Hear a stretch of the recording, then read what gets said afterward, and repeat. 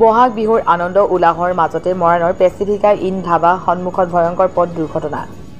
কোনো অজ্ঞাত বাহনে পাছফালৰ পৰা খুন্দিয়াই থৈ যোৱা থিতাতে নিহত মৰাণ 2 নং সৰুপথাৰৰ চাইকেল আৰোহী হিয়াব বাবা আলী নামৰ লোকজন নিহত লোকজন 3 সন্তানৰ পিতৃ তথা পকা মিস্ত্ৰী বুলি জানিব পৰা গৈছে ঘটনাস্থলীত উপস্থিত মৰাণহাট আৰক্ষী ঘটনা সংঘটিত কৰিয়ে অজ্ঞাত বাহনখনে চেপনৰ দিশে পলায়ন কৰে